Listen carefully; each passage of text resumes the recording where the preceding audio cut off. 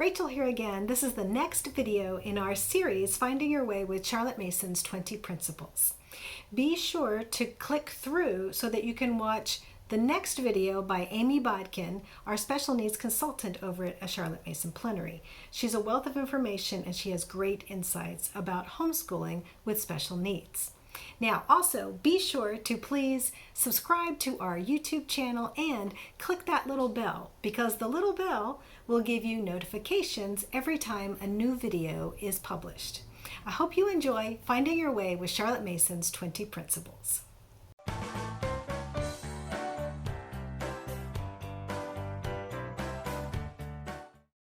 Hello there, I'm Rachel with the Charlotte Mason Plenary. Thank you for joining me for another video on Finding Your Way with Charlotte Mason's 20 Principles.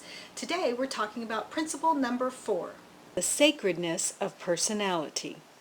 These principles, authority and docility, are limited by the respect due to the personality of children, which may not be encroached upon whether by the direct use of fear or love, suggestion or influence, or by undue play upon any one natural desire. So in this principle, Charlotte put some limits on us in how we can implement principle 3 that we studied last time, the principles of authority and obedience. But I also think that this principle is really closely related to principle 1, that children are born persons. And that's because in chapter 5 of volume 6, she starts off with this quote: "People are too apt to use children as counters in a game, to be moved hither and thither according to the whim of the moment. Our crying need today is less for a better method of education than for an adequate conception of children."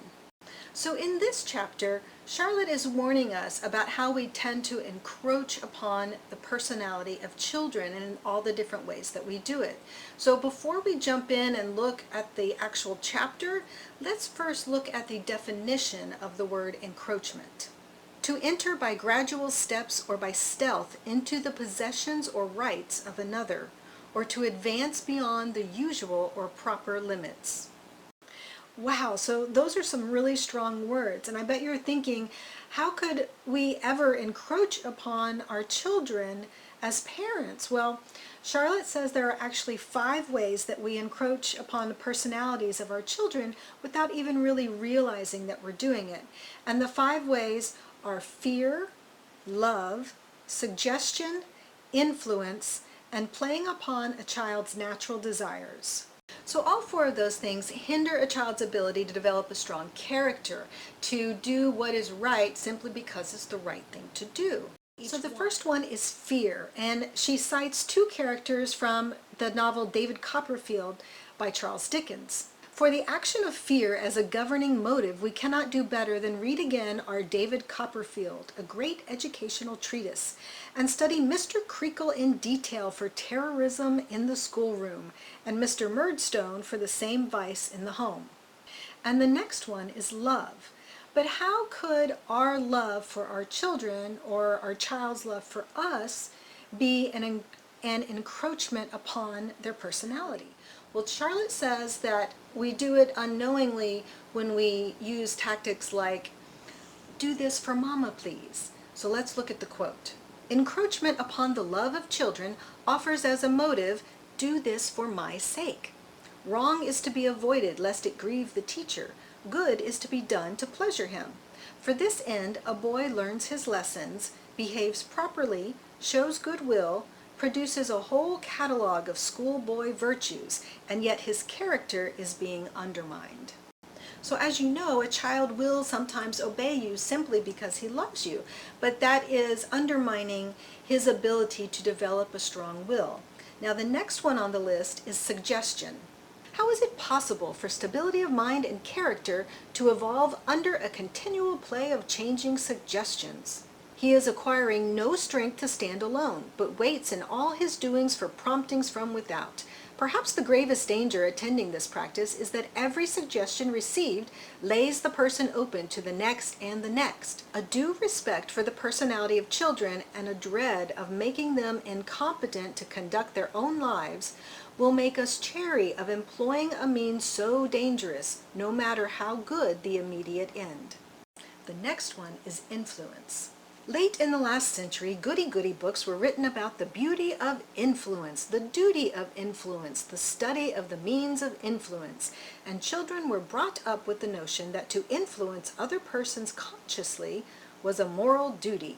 No doubt such influence is inevitable. We must needs affect one another, not so much by what we do or say, as by that which we are, and so far influence is natural and wholesome. We imbibe it from persons real and imaginary, and we are kept strong and upright by currents and countercurrents of unstudied influence. But supineness before a single, steady, persistent influence is a different matter, and the schoolgirl who idolizes her mistress, the boy who worships his master, is deprived of the chance of free and independent living. His personality fails to develop, and he goes into the world as a parasitic plant, clinging ever to the support of some stronger character.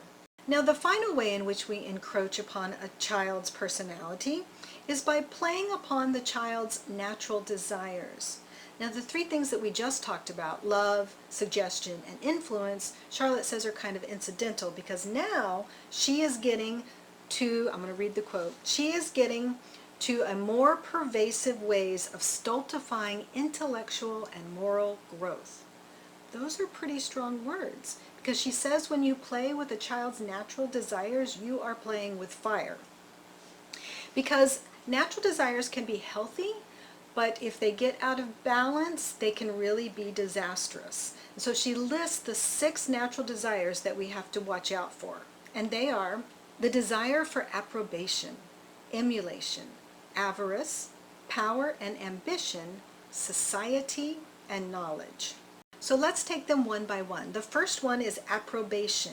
Now this is the need for approval or recognition. And we all have this desire, right? We all want to be liked and we all want to be validated. But Charlotte says that the problem comes when vanity gets mixed in. This desire for approval may get such possession of him that he thinks of nothing else. He must have approval, whether from the worthless or the virtuous. It is supposed that outbreaks of violence, robbery, assassinations occur at times for the mere sake of infamy, just as deeds of heroism are done for the sake of fame. Both infamy and fame mean being thought about and talked about by a large number of people, and we know how this natural desire is worked by the daily press. How we get now a film actress, now a burglar, a spy, a hero, or a scientist set before us to be our admiration and our praise. So the next one is emulation. And you would think that this would be a good thing, right? To emulate somebody that we admire. But Charlotte is talking about the kind that makes us want to surpass others. In other words, she's talking about competition. Emulation, the desire of excelling, works wonders in the hands of a schoolmaster, and indeed this natural desire is an amazing spur to effort, both intellectual and moral. In the intellectual field, however, there is a danger, and nothing worse could have happened to our schools than a system of marks, prizes, place-taking, by which many of them are practically governed. A boy is so taken up with the desire to forge ahead that there is no time to think of anything else. What he learns is not interesting to him. He works to get his remove. Now the next one is avarice, and that is defined often as greed or the extreme need to acquire wealth.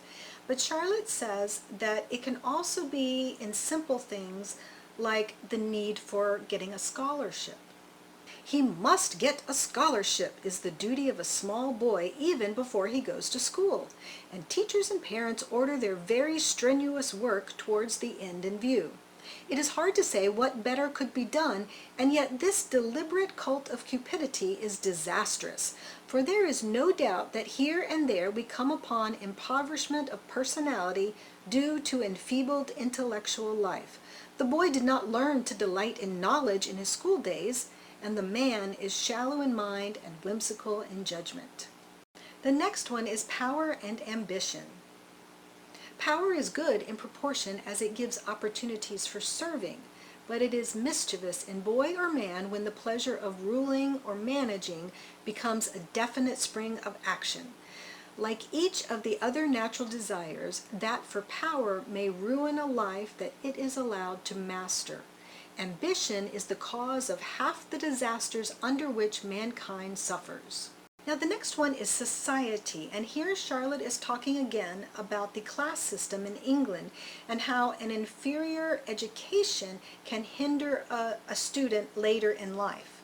Every boy has a princely right to be brought up so that he may hold his own in good society, that is, the society of those who know.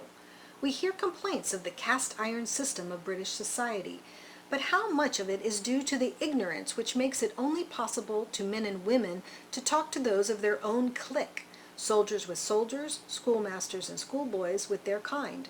The boy who wants to be able to talk to people who know has no unworthy motive for working.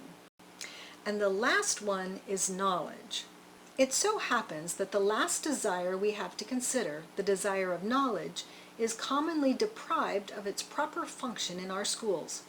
So besotted is our educational thought that we believe children regard knowledge rather as repulsive medicine than as inviting food. Hence our dependence on marks and prizes, athletics, alluring presentation, any jam we can devise to disguise the powder. The man who willfully goes on crutches has feeble, incompetent legs. He who chooses to go blindfolded has eyes that cannot bear the sun. He who lives on pap meat has weak digestive powers, and he whose mind is sustained by the crutches of emulation and avarice loses that one stimulating power which is sufficient for his intellectual needs.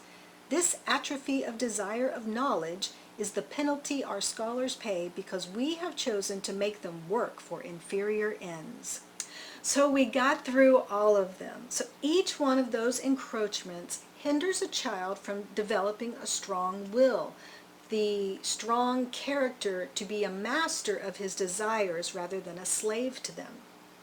But that's a long list of don'ts. How are you supposed to remember them all in your day-to-day, everyday life?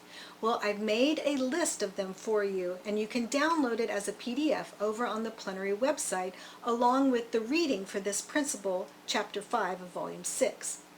So what does Charlotte say we are supposed to do instead? We should make the pursuit of knowledge for its own sake the object of our educational efforts. Okay, so for homework, post your list of encroachments somewhere that you can see it every single day, and then just be mindful of when you might be using one of those to obtain obedience. If you have any questions, please post them here or over in the Plenary Facebook group so that we can chat about it. And if you like this video, please give it a big thumbs up and subscribe to my YouTube channel. Be sure to click the little bell so you get notifications about each new video in the Principle series. Thanks so much for watching. I hope to chat with you soon.